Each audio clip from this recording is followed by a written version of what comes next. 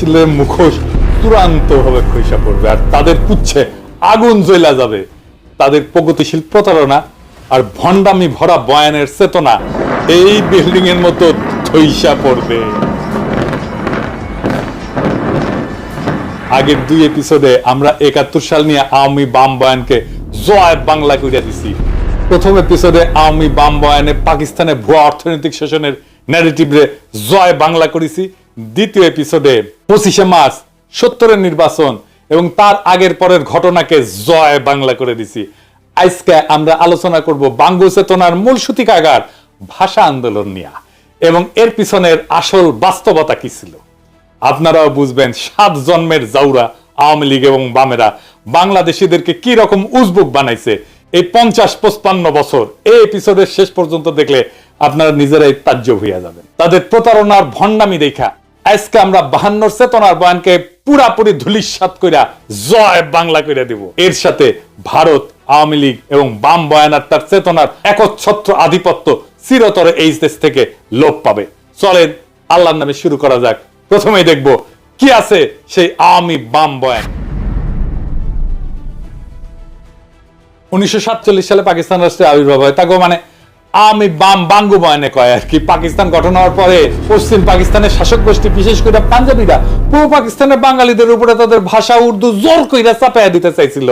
পাকিস্তান আন্দোলনের প্রধান নেতা পাকিস্তানের প্রথম গভর্নর জেনারেল কায়েদে আজম মোহাম্মদ আলী জিন্নাহ ঢাকাতে এসে নাকি কইছিল Urdu and only Urdu shall be the state language of Pakistan. আর এটা শুনে নাকি সবাই না করে চিক্কুর মাইরে উঠেছিল। আর তার মধ্যে ছিল নাকি সোহরাওয়ার্দীর বডিগার্ড। জিন্নাহ এই বক্তৃতা দেয় 2 জায়গায়। 21শে মার্চ রমনা রেস করছে বিশাল জনসভায় এবং সেই বক্তব্য কোনো প্রতিবাদ হয় নাই, বরং উচ্ছ্বসিত হয়েছিল জনগণ। উনি কইছিলেন ইংরেজিত কইছিলেন। কি কইছিলেন নিজেরাই শুনেন। Leave no doubt that the state language of Pakistan is going to be Urdu and no other language.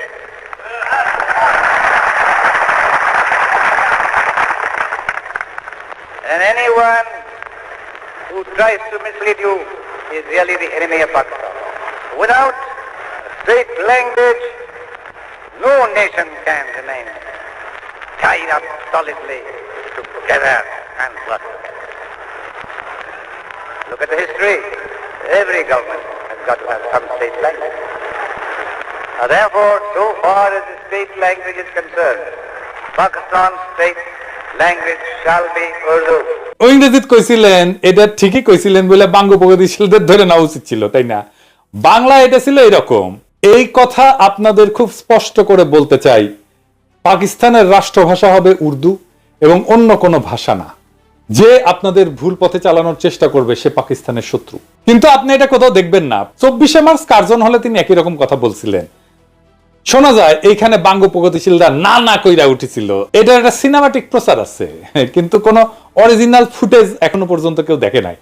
অবাক লাগে না আপনাদের? আসলে বক্তব্য দেওয়ার টাইমে না করেছিল কিনা আমার সন্দেহ হয়, তাই সেটা দেখাতে পারতেছি না। তো সিনেমা থেকে দেখাই। হ্যাঁ, দেখেন। But the new nation of Pakistan will have one national language, Urdu. আর বাঙ্গু প্রগতিশীলরা কি কয়, কেন উর্দুকে পাকিস্তানের রাষ্ট্রভাষা করতে চাইছিল?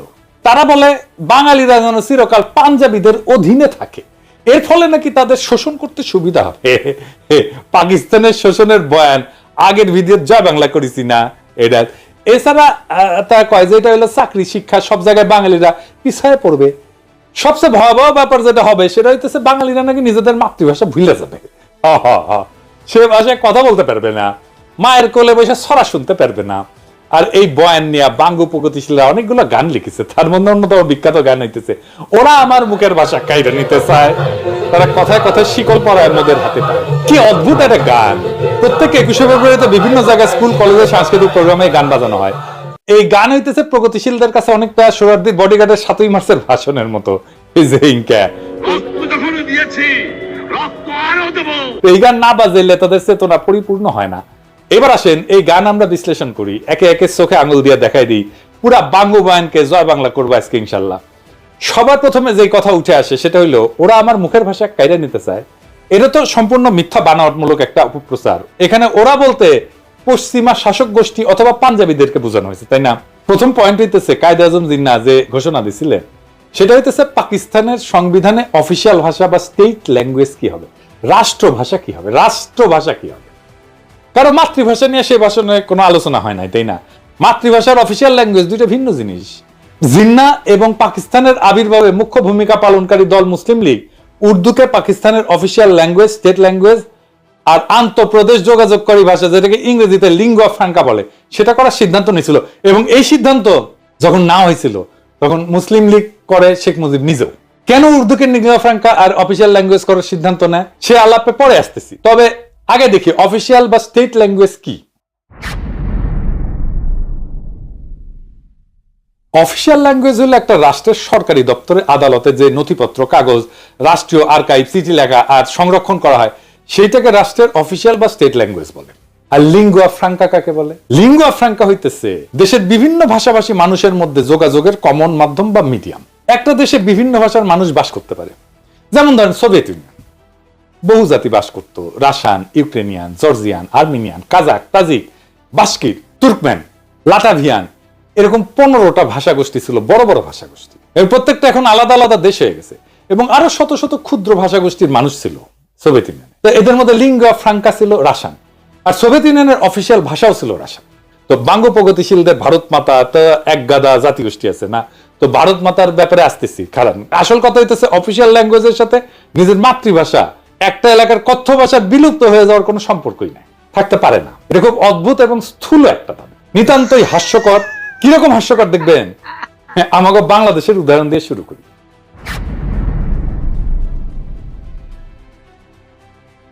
বাংলাদেশের অফিসিয়াল ভাষা হচ্ছে বাংলা, তাই না? আমরা তো সবাই জানি রাষ্ট্রভাষা বাংলা। তো বাংলাদেশে অন্য ভাষাভাষী জনগোষ্ঠী আছে, যেমন সিলেটি আছে, সাতগাই আছে, চাকমা আছে, গারো আছে, সাঁওতাল আছে, অনেক আছে, তাই না? আমি চাকমা গারোদের উদাহরণে আজকে যাব না, সিলেটি আর সাতগাই এই ধরে। এই দুই ভাষা বাংলা থেকে সম্পূর্ণ আলাদা ভাষা। তাদের প্রায় সম্পূর্ণ ইউনিক ভোকাবুলারি আছে, শব্দ ভান্ডার আছে, যেটা অন্য কেউ বুঝে না। এমনকি সিলেটি ভাষা তার নিজস্ব বর্ণমালা আছে, যেটাকে সিলেটি নাগরী বলে। একজন সাধারণ বাংলাভাষী মানুষের পক্ষে সিলেটি বা তাটগাইয়া ভাষা বোঝা অসম্ভব, কারণ তাদের ভোকাবুলারি বা শব্দকোষ প্রায় সম্পূর্ণ ভিন্ন। কারণ ঠান্ডা মাথায় ভেবে দেখেন তো, বাংলাকে অফিসিয়াল ভাষা করার ফলে কি সিলেটি বা চিটাগাং এর মানুষকে তাদের কথ্য ভাষা বা মাতৃভাষা ভুলে গেছে? না, যায় নাই। কেন যাবে? আশ্চর্য কথা। এটা তো কত উদ্ভট একটা দাবি, সেটা কল্পনা করলেও হাসি লাগে। বাঙ্গ প্রগতিশীলদের দাবি যে ওরা আমার মুখের ভাষা কাইরা নিতে চায়, এটা সম্পূর্ণ গাঁজাখুরি একটা দাবি। এখন যদি চিটাগাং বা সিলেটের বাইরা যদি বলে ওরা আমার মুখের ভাষা কাইরা নিতে চায়, তাহলে বাঙ্গ প্রগতিশীলরা কই যাবে? বাঙ্গ প্রগতিশীলরা আরো বলে যে পাঞ্জাবি ইরানকে আমাদেরকে শোষণ করার জন্য উর্দু আমাদের উপরে চাপাই দিতে চাইছিল।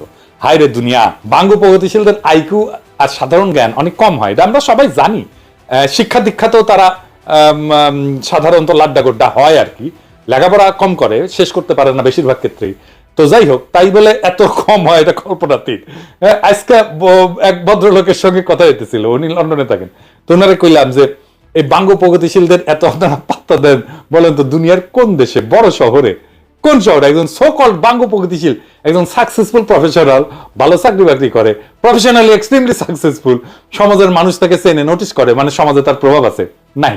দুনিয়ার যে কোনো বড় শহরে, ধরেন London, Paris, new York, Geneva, Sydney, কোথাও পাবেন না। বাম সেকুলার আওয়ামী লীগ এগুলো কোথাও পাবেন না।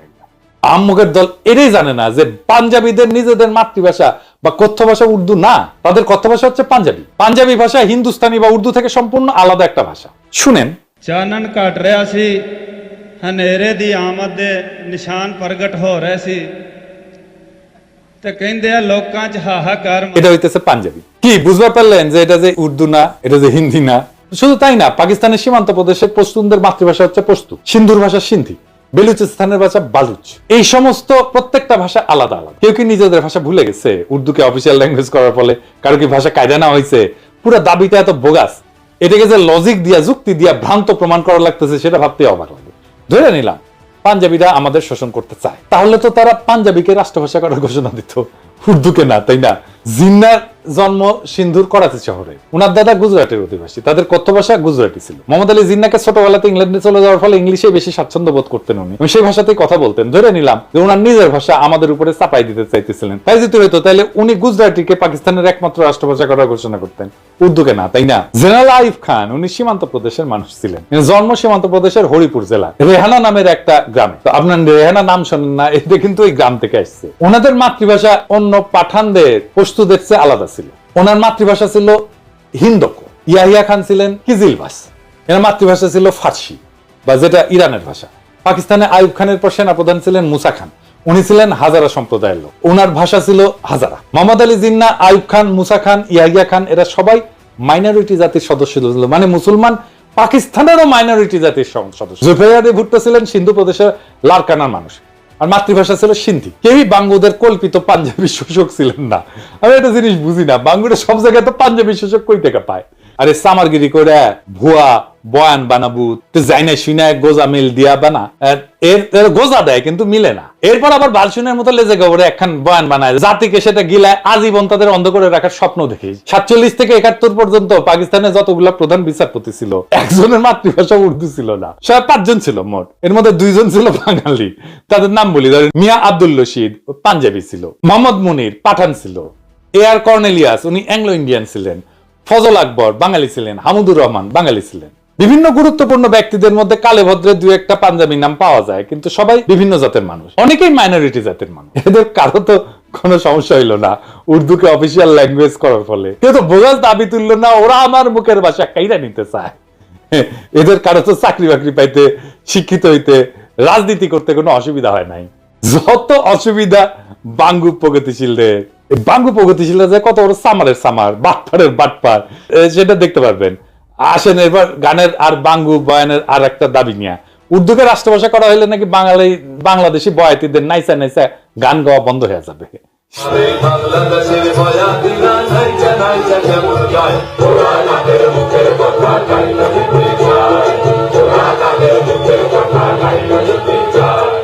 শুধু তাই না, সোহরাওয়ার্দীর বডিগার্ড তার বইতে কি লিখেছে, গায়ক আব্বাসউদ্দিন তারে কি কয় দেখেন। উনি লিখেছেন, তিনি সন্ধ্যায় চলে যাওয়ার পর গানের আসর বসলো। আব্বাসউদ্দিন সাহেব, সোহরাব হোসেন ও বেদারউদ্দিন সাহেব গান গাইলেন। অধিক রাত পর্যন্ত আসর চললো। আব্বাসউদ্দিন সাহেব এবং আমরা রাতে রফিক সাহেবের বাড়িতে রইলাম। রফিক সাহেবের ভাইরাও সকলে ভালো গায়ক, হাসনাত বরকত ভালো গানই গাইতো। এরা আমার ছোট ভাইয়ের মতো ছিল, আমার সাথে জেলও খাটিছে। পরের দিন নৌকায় আমরা রওনা করলাম আশুগঞ্জ স্টেশনের ট্রেন ধরতে। পথে গান চললো, নদীতে বসে আব্বাসউদ্দিন সাহেবের ভাটিয়ালি গান তাদের নিজের গলা না শুনলে জীবনের একটা দিক অপূর্ণ থেকে যেত। তিনি যখন আস্তে আস্তে গাইতেছিলেন তখন মনে হচ্ছিল নদীর ঢেউগুলোও যেন তার গান শুনতেছে। তারই শিষ্য সোহরাব হোসেন এবং বেদারউদ্দিন তার নাম কিছুটা রেখেছিলেন। আমি আব্বাসউদ্দিন সাহেবের একজন ভক্ত হয়ে পড়েছিলাম। তিনি আমাকে বলছিলেন, মুজিব, বাংলা ভাষার বিরুদ্ধে বিরাট ষড়যন্ত্র চলতেছে, বাংলা রাষ্ট্রভাষা না হলে বাংলার কৃষ্টি সভ্যতা সব শেষ হয়ে যাবে। আজ যে গানকে তুমি ভালোবাসো এর মাধুর্য মর্যাদা নষ্ট হয়ে যাবে। যা কিছু হোক বাংলাকে রাষ্ট্রভাষা করতেই হবে। আমি কথা দিয়েছিলাম এবং কথা রাখতে চেষ্টা করেছিলাম। কি আজগুবি এক দাবি, বাংলা অফিসিয়াল না হইলে নাকি বাংলার কৃষ্টি সভ্যতা সব শেষ হয়ে যাবে, গানের মাধুর্য মর্যাদা নাকি গোল্লায় যাবে। উজবুকের দল সম্পূর্ণ ডাহা মন গড়া এই সমস্ত দাবি তুলছে। 47-এর আগ পর্যন্ত ইংরেজ আমলে আমাদের অফিসিয়াল ভাষা কি ছিল? কি ছিল? ইংরেজি। তো হ্যাঁ ইংরেজি, আবার কইতেছি ইংরেজি। তখন কি ইংরেজি আমলে বাংলার বয়াতিরা নাইসা নাইসা গান গাওয়া ভুলে গেছিল? 200 বছরের বেশি তো শাসন করেছিল, তাই না? তো এই 200 বছরে কি গান গাওয়া ভুলে গেছিল?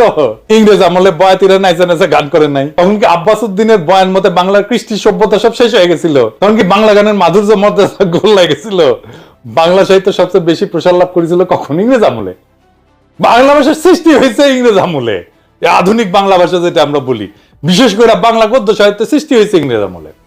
পদ্য সাহিত্যের যা প্রসার ঘটছে তার সিংহভাগ ইংরেজ আমলে। বিভিন্ন বাংলা পত্র পত্রিকা, মাসিক সাহিত্য পত্রিকা সব ইংরেজ আমলে শুরু হয়েছিল। 1800 সালে কলকাতাতে ইংরেজদের ফোর্ট উইলিয়াম কলেজ প্রতিষ্ঠার পরে বাংলা সাহিত্য সৃষ্টি এবং প্রসার লাভ করা শুরু করে। বাংলা সাহিত্য এবং কালচার যারা সৃষ্টি এবং ডিফাইন করছে, রাজা রামমোহন রায়, ঈশ্বরচন্দ্র বিদ্যাসাগর, মাইকেল মধুসূদন দত্ত, বঙ্কিম, শরৎ, রবীন্দ্রনাথ, নবীন চন্দ্র সেন, সব কয়টা ইংরেজ আমলের মানুষ। ইংরেজ আমলে ইংরেজি অফিসিয়াল ভাষা নিয়ে তাদের তো বাংলা সাহিত্য চর্চার বিকাশে কোনো বাধা সৃষ্টি হয় নাই। আর 47 সালে পাকিস্তান তৈরির পর আব্বাসউদ্দিন, আব্দুল লতিফ এগোছে তোনার চোদন জায়গায় উঠলো। 47-এর আগে আব্বাসউদ্দিন লতিফেরা গান করে নাই, ওদের কাছে গানের মাধুর্য তখন গোল্লায় যায় নাই। পাকিস্তান উর্দুকে অফিসিয়াল ভাষা করতে গেল, চেতনা জায়গায় উঠলো। উর্দুর ইতিহাস নিয়ে একটু পরে আসতেছি। এদের দাবি যে কত শয়তানি আর ষড়যন্ত্র ভরা সেটা আস্তে আস্তে টের পাবেন। মুঘল আমলে মুঘলদের রাজ দরবার এবং সুবা এবং প্রদেশগুলোতে অফিসিয়াল ভাষা ছিল ফার্সি। মুঘলদের যাবতীয় ডকুমেন্ট, পরোয়ানা, ইতিহাস সবকিছুই ফার্সিতে রচিত হইতো। সিরাজউদ্দৌলা, আলীবর্দী, মুর্শিদ কুলি খান এদের আমলে যাবতীয় হুকুম, পরোয়ানা ফার্সি শিকাস্তা স্টাইলে লেখা হইতো। এই যে দেখেন, এটা শিকাস্তা ক্যালিগ্রাফি স্ক্রিপ্টের একটা উদাহরণ। পলাশী যুদ্ধের পর ইংরেজরা প্রথম 80 বছর মানে 1757 থেকে শুরু করে 1837 সাল পর্যন্ত মুঘলদের ফার্সিকে অফিসিয়াল ভাষা হিসেবে বহাল রাখে। সেই সময় তাদের যাবতীয় অফিসিয়াল ডকুমেন্ট, খাজনার হিসাব ইত্যাদি ফার্সিতেই লেখা হইতো। ইংরেজ সাহেবদের বিভিন্ন চিঠি, আদেশ, পরোয়ানা ইত্যাদি তাদের দেশীয় সেক্রেটারিরা ফার্সিতে লিখে কম্পোজ করে দিত। এই সেক্রেটারিদেরকে বলা হইতো মুন্সি। মুন্সি, হ্যাঁ, প্রচুর হিন্দু ইংরেজি এবং ফার্সি ভাষা শিখে এই মুন্সির কাজ করত। তাদের টাইটেল ছিল মুন্সি।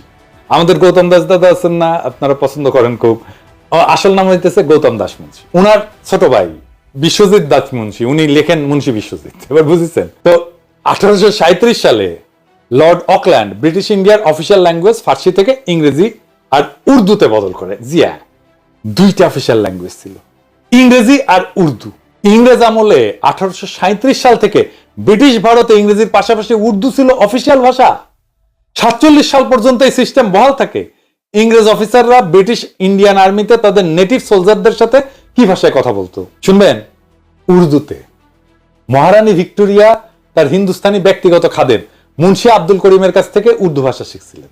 শুধু তাই না, মহারানী ভিক্টোরিয়া তার নিজের ডায়েরি ইংরেজির পাশাপাশি উর্দুতেও লিখতেন। ওনার ডায়েরির 13 ভলিউম উনি উর্দুতে লিখছেন নিজের হাতে। এটা নিয়ে একটা সিনেমা হয়েছে হলিউডে, মহারানী ভিক্টোরিয়া তার হিন্দুস্তানি খাদেম মুন্সি আব্দুল করিমকে নিয়ে। সিনেমার নাম হইতেছে ভিক্টোরিয়া অ্যান্ড আব্দুল। 2017 সালে এটা মুক্তি পেয়েছে। তো মহারানী ভিক্টোরিয়ার চরিত্রে অভিনয় করছেন জুডি ভেন্স, আর আলী ফজল অভিনয় করছে আব্দুল করিম চরিত্রে। কাজেই ইংরেজ আমলে 47 পর্যন্ত রবীন্দ্রনাথ, শরৎ, বঙ্কিম, ঈশ্বরচন্দ্র এরা সাহিত্য চর্চা করতে পারবে, কাব্য রচনা করতে পারবে, মাসিক পত্রিকা ব্যয় করতে পারবে, বাংলাদেশের বয়াতিরা নাইচা নাইচা গান গাইতে পারবে, তাতে কোনো অসঙ্গতি নাই। কিন্তু 47 সালে পাকিস্তান হওয়ার পর পাকিস্তানের অফিসিয়াল ভাষা উর্দু করতে গেলে বাঙ্গ প্রগতিশীলদের পাছায় আগুন ধরে গেল। এবার গানের অন্য অংশে আসি।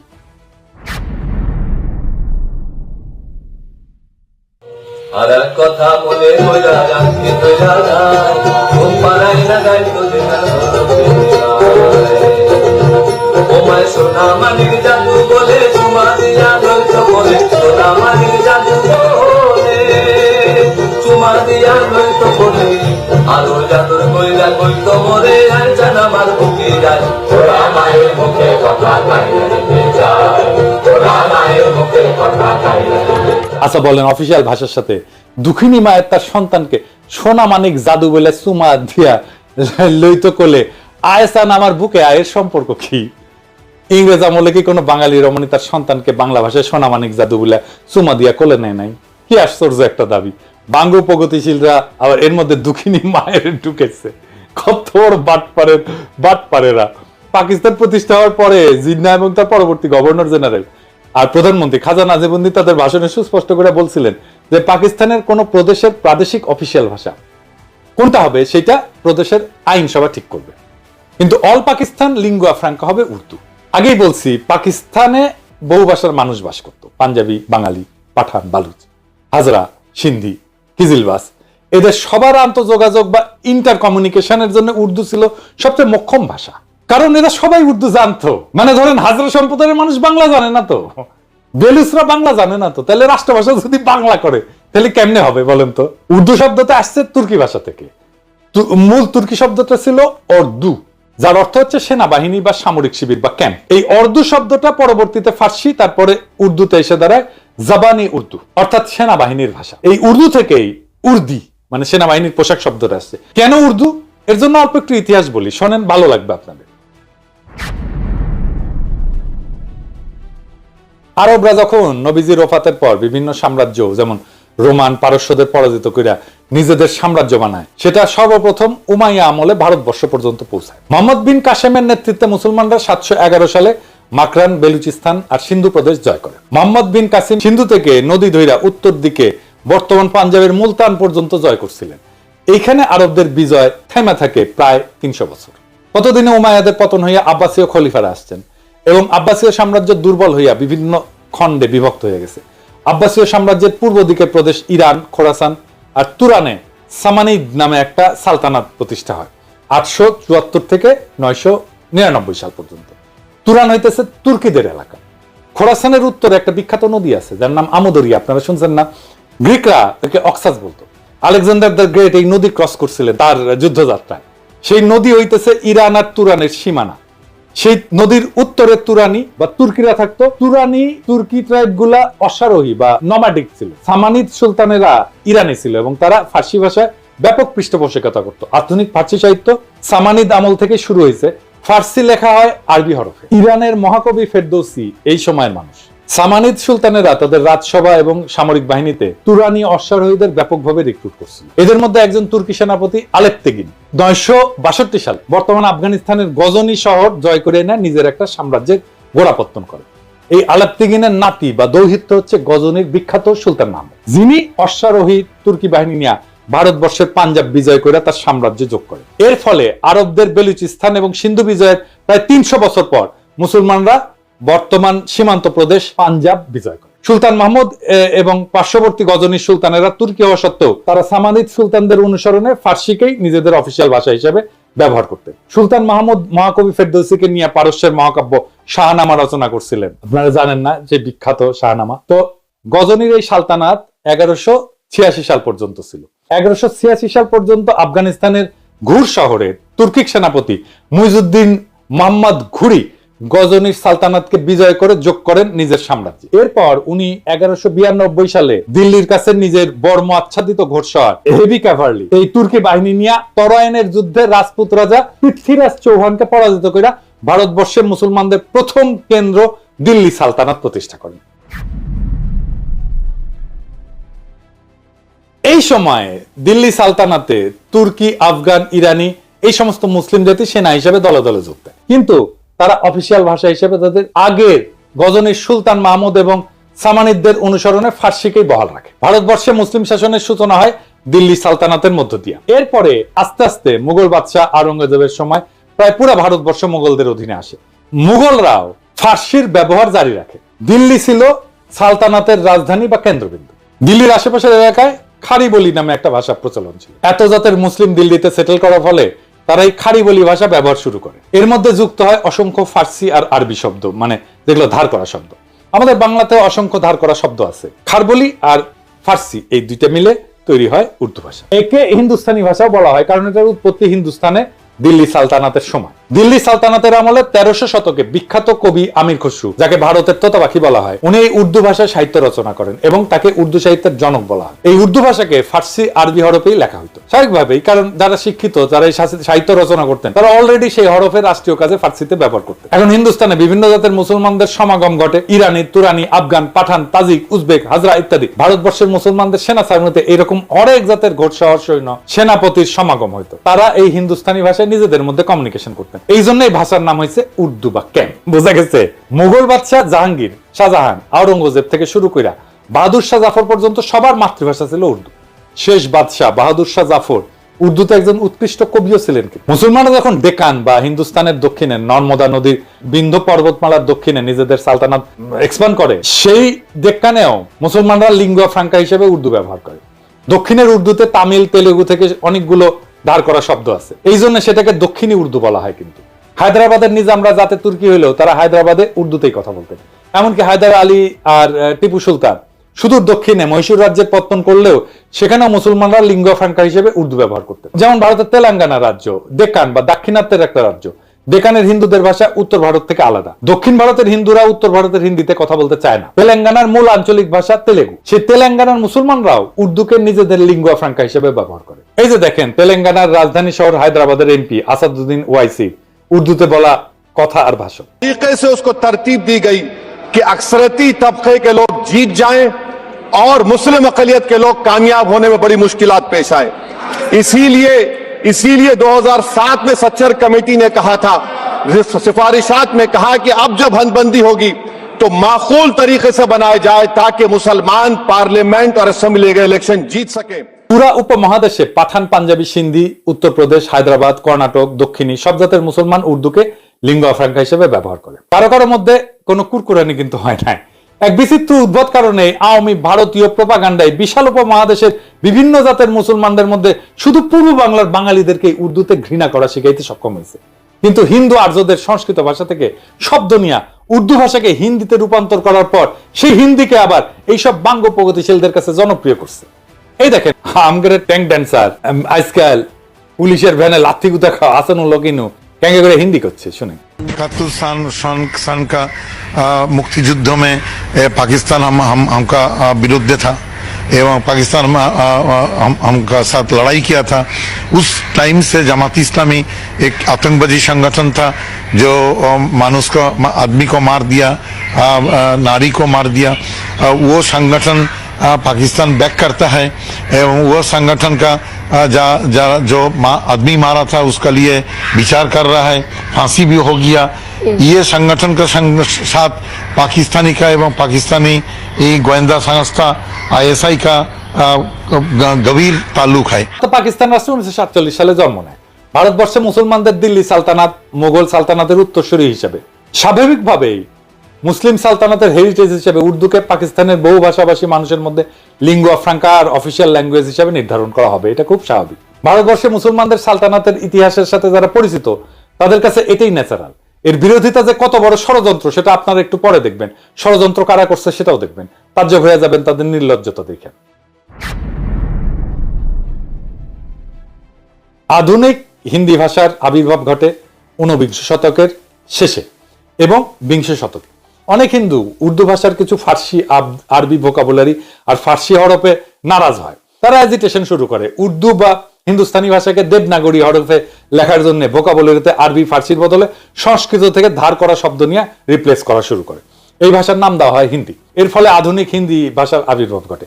হিন্দু ভারতে শুধুমাত্র হিন্দিকে এই লিঙ্গুয়া ফ্রাঙ্কা বা অনলি ন্যাশনাল ল্যাঙ্গুয়েজ হিসেবে কেন্দ্রে অফিসিয়াল ল্যাঙ্গুয়েজ হিসেবে গণ্য করা হয়। ভারতের রাজ্য পর্যায়ে বিভিন্ন ভাষা ওই রাজ্যে অফিসিয়াল কাজে ব্যবহার করা হয়। পাকিস্তানে যে প্রস্তাব জিন্না করছিল এবং খাজা নাজিমুদ্দিন উভয় দিছিলেন, আগেই বলছি আপনাদেরকে, এটা আমার কথা না, এক এক করে আপনাদের রেফারেন্স দেখাচ্ছি। ভারতের সংবিধানে আর্টিকেল 343 দেখেন, স্পষ্ট ভাষায় লেখা আছে official language of the union shall be Hindi in Devanagari script. সাথে কিছুদিনের জন্য ইংরেজিকে রাখছে, যতদিন না মানুষ হিন্দি শেখে। সারা ভারতে সেটা প্রচলিত হয়। এরপর ভারতের সুপ্রিম কোর্টের এই রায় দেখেন, ভারতের সুপ্রিম কোর্ট হিন্দিকে ন্যাশনাল ল্যাঙ্গুয়েজ হিসেবে রায় দিছে। রায় বলা আছে এইটা ইংরেজি যেহেতু কইছে ঠিকই কইছে, এটা বাংলায় করলে হয়। ভারত অনেক রকম মানুষের দেশ, এখানে হিন্দি জাতীয় ভাষা। তাই আশা করা হয় যে যেসব সাক্ষীকে আবেদনকারী মানে উত্তরপ্রদেশের ট্রাইব্যুনালে নিয়ে আসবেন তারা হিন্দিতে কথা বলতে পারবেন এবং নিজেদের কথা বুঝিয়ে বলতে পারবেন। এরপর সংবিধানের 351 আর্টিকেল দেখেন, স্পষ্টভাবে লেখা আছে ভারতের কেন্দ্রের দায়িত্ব হচ্ছে হিন্দি ভাষার প্রসার ঘটানো, সাথে হিন্দি ভোকাবুলারি ক্রমান্বয়ে সংস্কৃত থেকে ধার করা শব্দ দিয়ে প্রতিস্থাপন করা। কই, ভারতের পশ্চিমবঙ্গে তো বাঙালি বাস করে। বাংলা সাহিত্য কালচার সংস্কৃতি বলতে যা বুঝি সেটার গোড়াপত্তন তো ঘটে পশ্চিমবঙ্গের হিন্দু ভদ্রলোক, ব্রাহ্মণ, কায়স্থ, বৈদ্য এদের হাতে। তাও একটা টু শব্দ পর্যন্ত করলো না যে ভারতে তাদের মুখের ভাষা কাইরা নিতে হইতেছে। তাদের দুঃখিনী মায়ের কি হবে, সোনা মানিক বলে আর বুকে টাইনা নিতে পারবে না। হিন্দিকে ভারতের কেন্দ্রে অফিসিয়াল ল্যাঙ্গুয়েজ করার ফলে কি তারা বাংলা ভুলে গেছে?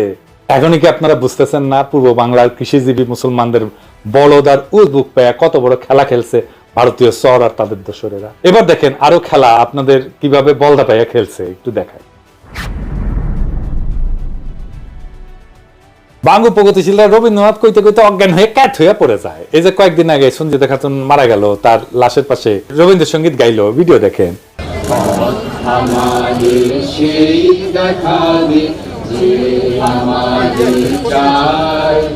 আমি অভয় মনে ছাড়ব তোরি, এই শুধু মোর দান।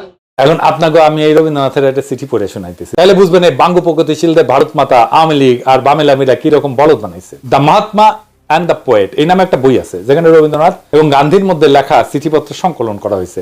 এটা সংকলক সব্যসাচী ভট্টাচার্য আর এক ভট্টাচার্য। 21 জানুয়ারি 1918 বিহারের মতিহারি থেকে গান্ধী রবীন্দ্রনাথকে একটা চিঠি লেখে।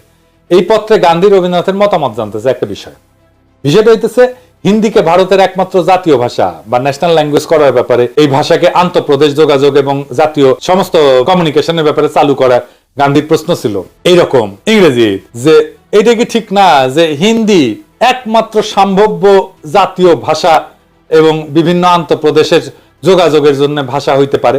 চিঠির উত্তরে শান্তিনিকেতন থেকে 24 জানুয়ারি 1918 রবীন্দ্রনাথ এই প্রস্তাবে সম্মতিসূচক মতামত দেন এবং হিন্দিকে ভারতের একমাত্র জাতীয় ভাষা যা আন্তঃপ্রদেশ যোগাযোগের জন্য উপযুক্ত বলে মতামত প্রদান করেন। তিনি স্পষ্ট বলছিলেন, হ্যাঁ, হিন্দি একমাত্র সম্ভাব্য জাতীয় ভাষা হইতে পারে ভারতের। আবার পরে শোনাচ্ছি, Hindi is the only possible national language in India. তবে এও বলেন, যেহেতু তাদের প্রজন্ম ইংরেজি শাসনের অধীনে বড় হয়েছে, ইংরেজি ভাষাতে নিজেদের মতামত আর্টিকুলেট করে হিন্দিকে সম্পূর্ণরূপে প্রচলন করতে আরেক জেনারেশন বড় হওয়া লাগবে। গান্ধী গুজরাটি, মাতৃভাষা গুজরাটি, এবং রবীন্দ্রনাথ বাঙালি, বিনা দ্বিধায় হিন্দিকে একমাত্র জাতীয় ভাষা হিসেবে মাইনে নিল। ভারত স্বাধীন হওয়ার পরে ভারতের সংবিধানেও হিন্দিকে একমাত্র অফিসিয়াল ভাষা হিসেবে ঢুকানো হইল, এবং এর পাশে ইংরেজিকে রাখা হইল যতদিন নতুন প্রজন্ম হিন্দি না শিখে।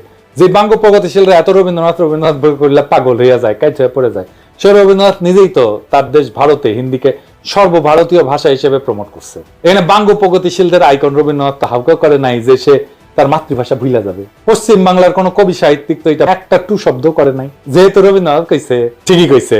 আর জিন্না একই কথা কইয়া ভিলেন হইয়া গেল বাঙ্গ প্রগতিশীলদের কাছে। এটা কত বড় সামার বাটপারের বাটপার দেখেছেন। ভারতের কেন্দ্রে, সচিবালয়, আদালতে, আর্মিতে সব জায়গায় অফিসিয়াল ভাষা হচ্ছে হিন্দি বা ইংলিশ।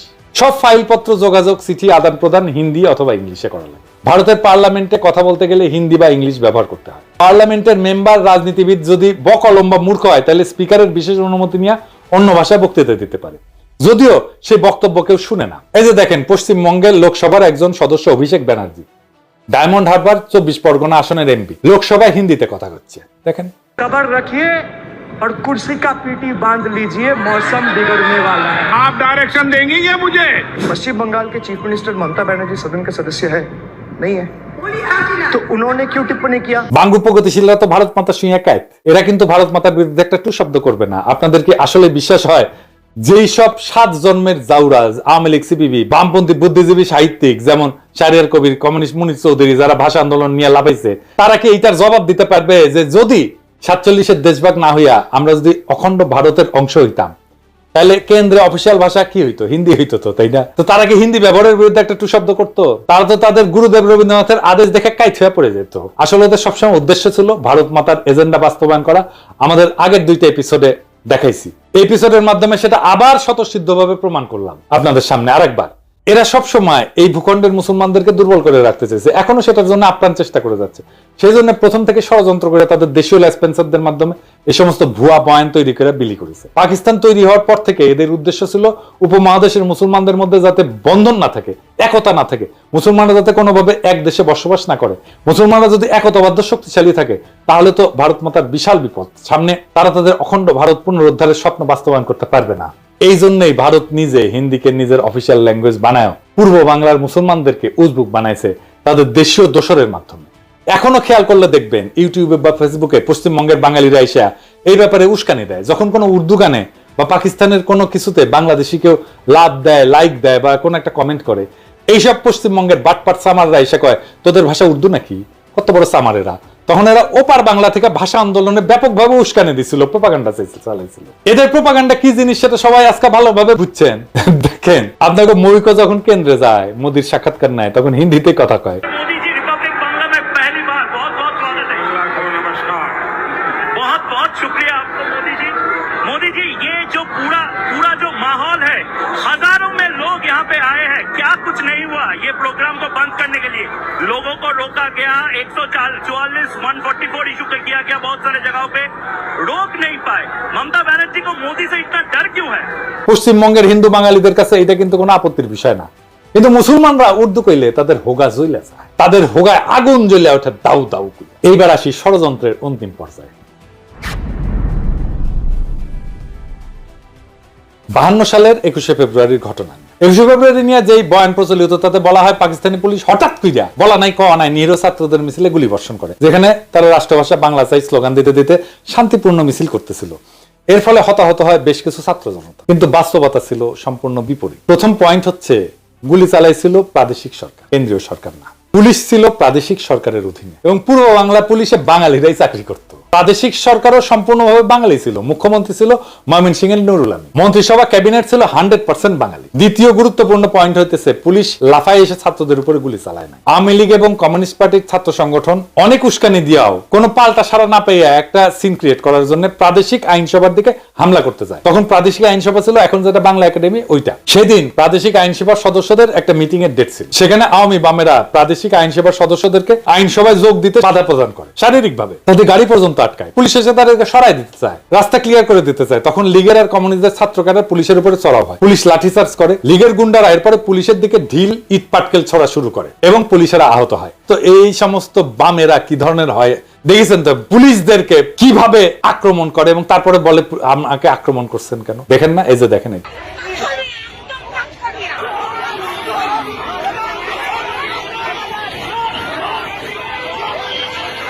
তখনকার পুলিশ তো আজকালকার মতো বডি আর্মার হেলমেট টেলমেট এগুলো ছিল না, পুলিশ খালি হাফ প্যান্ট পরতো, শার্ট আর একটা ক্যাপ পরে থাকে। এই অবস্থায় যদি ইট পুলিশের কপালে লাগে তাই তো মারাত্মক ব্যাপার। এই অবস্থায় পুলিশ পরিস্থিতি নিয়ন্ত্রণে প্রথমে টিয়ার গ্যাস ছোড়ে, এরপর পরিস্থিতি আরো অবনতি ঘটে, লীগ আর বামেরা আরো চড়াও হয়। এইভাবে পরিস্থিতি অবনতি ঘটতে থাকলে পুলিশ সর্বশেষে গুলি চালায়, এই গোলাগুলিতে 4 থেকে 5 জনের মতো নিহত হয়। এই ঘটনার আসল বিবরণ প্রখ্যাত সাহিত্যিক সাংবাদিক, সেই সময়ে সবচেয়ে বড় পত্রিকা দৈনিক আজাদের সম্পাদক আবুল কালাম শামসুদ্দিনের আত্মজীবনী অতীত দিনের স্মৃতিতে আছে। এই ঘটনাকে বিকৃত করে লীগ আর বামেরা কি অপপ্রচার চালাইছে সেটা আপনারা এখন কল্পনা করেন। আমি আবুল কালাম শামসুদ্দিনের বই থেকে একটু পড়ে শুনি। অবস্থা চরমে উঠলো 1952 সালের 21 ফেব্রুয়ারি মোতাবেক 1357 সালের 8ই ফাল্গুন তারিখে। সেদিন ঢাকার স্কুল কলেজগুলিতে হরতাল ঘোষণা করা হয়েছিল এবং এক বিরাট ছাত্র মিছিল আইন পরিষদ ভবনের সম্মুখে যাওয়ার চেষ্টা করেছিল 144 ধারার নিষেধাজ্ঞা অমান্য করে। শোনা যায় পরিষদের অধিবেশনে যোগদানের উদ্দেশ্যে গমনকারী কয়েকজন মোটরাহি পরিষদ সদস্যকে নাকি ছাত্র মিছিলের তরফ থেকে পথে আটকাবার চেষ্টা করা হয়েছিল। এতেই গোলমাল পেকে ওঠে, পুলিশ বাধা দিতে চেষ্টা করে,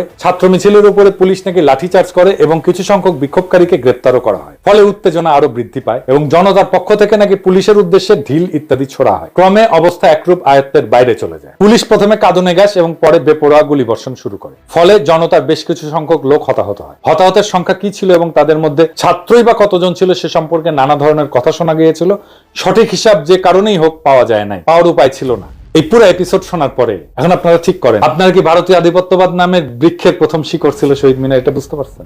আওয়ামী লীগের তৈরি করা হুজুগে আবেগ বাদ দিলে শহীদ মিনার এবং এই সংক্রান্ত পুরো ন্যারেটিভ হচ্ছে ভারতীয় চক্রান্তের কাছে আমাদের পরাজয়ের সর্বপ্রথম ঘটনা। এটাকে সেলিব্রেট করা আর পলাশীর যুদ্ধের টাইপের বিজয়কে সেলিব্রেট করা একই কথা। প্রিয় দর্শক, এতক্ষণ যা শুনলেন তা শুধু ইতিহাস না, এটা একটা চেতনার ময়ূরপুচ্ছ ছিঁড়ে ফেলার রক্তাক্ত ঘোষণাপত্র। বহুদিন ধরে আমরা ভাবছি 21 ফেব্রুয়ারি মানেই ভাষার জন্য আত্মাহুতি, কিন্তু কে লিখছিল সেই নাটকের চিত্রনাট্য, কে বসে বসে বানাইছিল সেই ট্র্যাজেডির আবহ? এটা কি মাতৃভাষার বিজয় ছিল, না এটা ছিল একটা সুচারু প্রতারণা? ভারতের প্রথম পেরেক ঠোকা আমাদের ভূখণ্ডের আত্মপরিচয়, আমাদের ঐতিহ্যে, আমাদের আত্মমর্যাদায়। ভাষার নামে চলা ষড়যন্ত্রের নোংরা স্ক্রিপ্ট আমরা আজকে ছিঁড়ে ছিঁড়ে ফেলে দিচ্ছি। আমরা সেই প্রজন্ম যারা আর হুজুগে শহীদ মিনারে খালি পায়ে শুধু গানই করতে যাব না, আমরা প্রশ্ন করব। আমরা সেই প্রজন্ম যারা জানে রাষ্ট্রভাষা আর মাতৃভাষার পার্থক্য কোথায়। আমরা সেই প্রজন্ম যারা ইতিহাসের ভাঙা পাথর গুড়ায় নতুন সত্যের মিনার গড়তে চায়। আজকে আমরা ঘোষণা করতেছি, চেতনার নামে চালানো ভারতীয় আধিপত্যের অপপ্রচার আর চলবে না। এই ইতিহাস যারা জানে না তারা আবেগে ভাসে, আর যারা জানে তারা বিদ্রোহে দাঁড়ায়। এটাই শেষ কথা। আজ চেতনার বেদীতে শ্রদ্ধা নয়, আত্ম অনুসন্ধান চাই। ইনকিলাব জিন্দাবাদ।